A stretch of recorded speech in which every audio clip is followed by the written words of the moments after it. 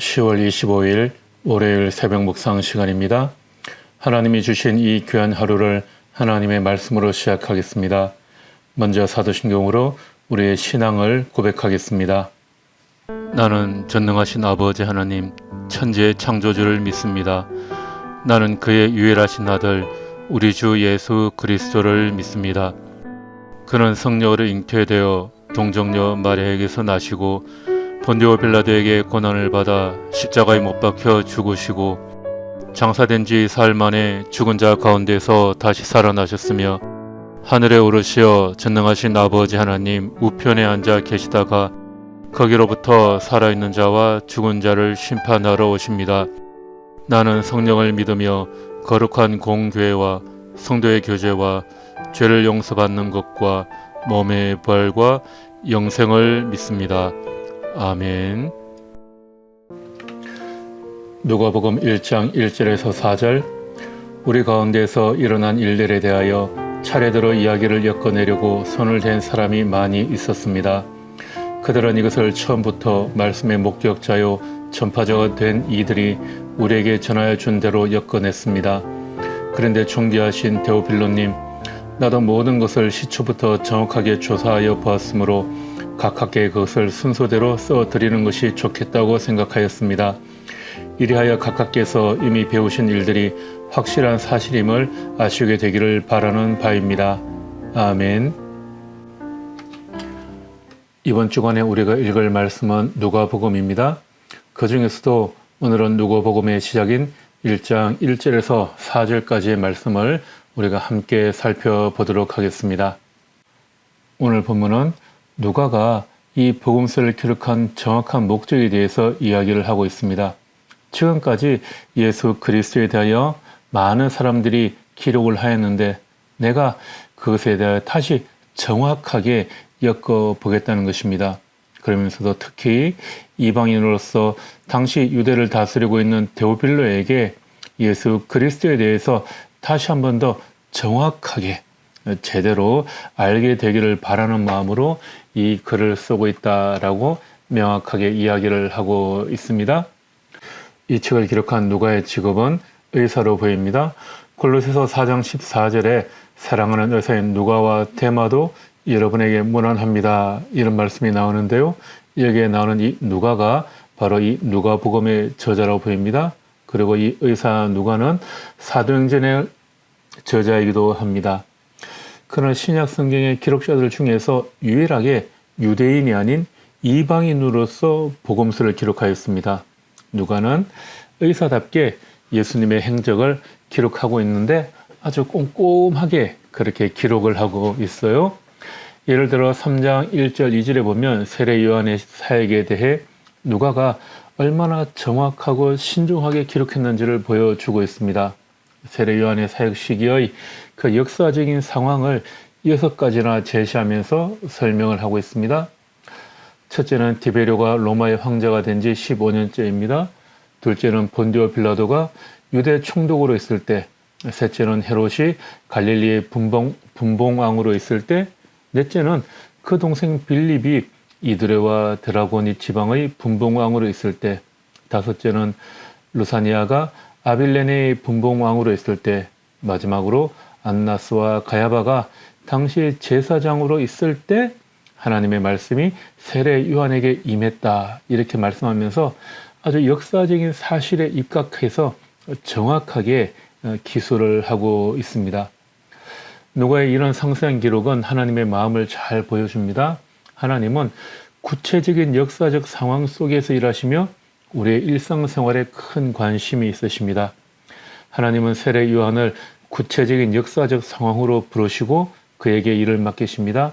그의 주 사역은 오실 메시아의 길을 예배하는 것인데 그가 사역할 때의 그 역사적인 상황이 절대 만만치 않았다는 것입니다.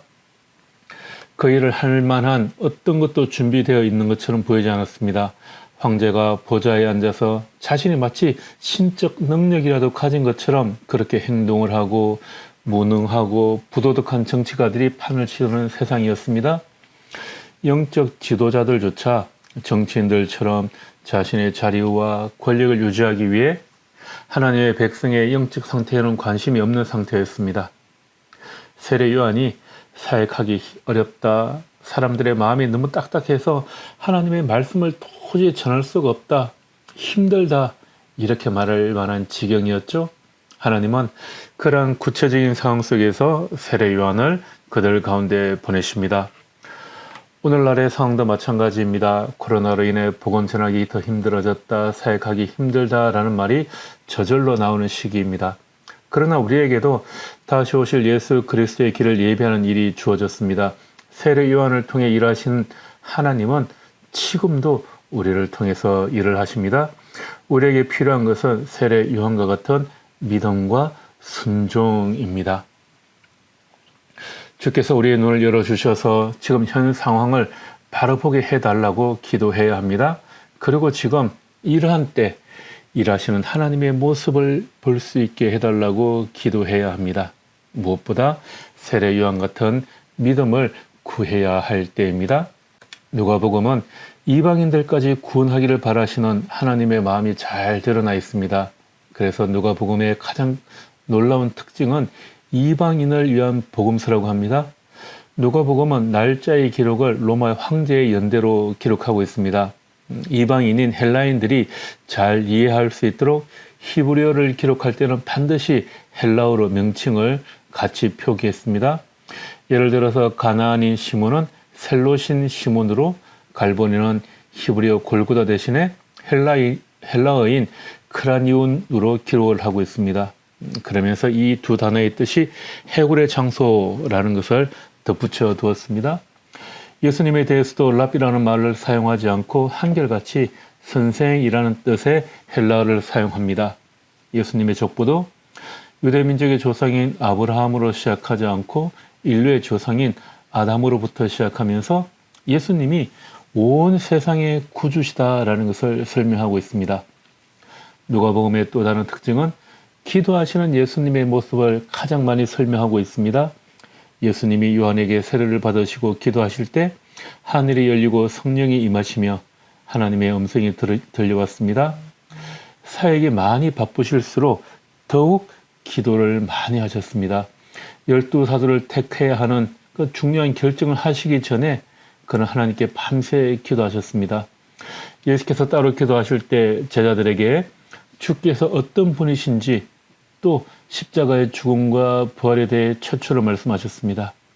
예수님이 베드로와 야고보와 요한을 데리고 산에 올라가셔서 기도하실 때 그의 용모가 변화되고 옷이 하얗게 변화되고 광채가 드러났습니다. 예수께서 어떤 곳에서 기도를 마치셨을 때 제자들도 예수님이 기도하시는 모습을 보면서 기도를 배우기를 원했습니다. 그러면서 예수께서 기도의 모범을 가르쳐 주셨는데 이것이 바로 주기도문입니다. 기도는 예수님의 라이프 스타일이었습니다. 예수님은 우리에게 기도의 삶의 본을 보여주십니다. 밤에 찾아와 도움을 청하는 친구의 비유와 또 불의한 재판관의 비유, 이러한 것들을 통해서 기도가 얼마나 중요한 것인가 말씀하십니다. 또 시험에 들지 않게 기도하라고 제자들에게 말씀하셨습니다. 또한 구하는 자들에게는 성령을 주신다고 하시며 구하는 기도를 강조하십니다. 누가복음에서 또 특별히 강조하는 복음은 인종과 계급을 초월하고 부자나 가난한 자 모두를 하나님의 백성으로 부르시는 것입니다.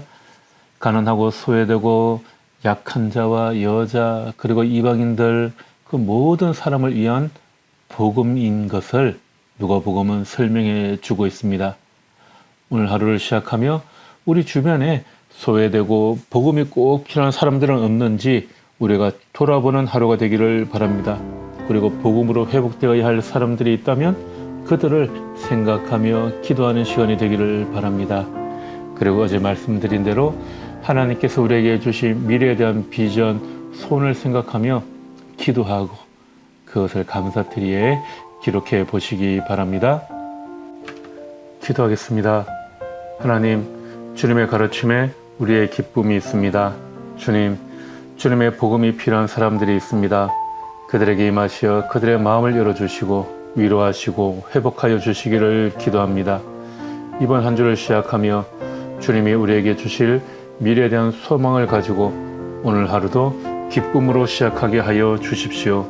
예수님의 이름으로 기도합니다. 아멘.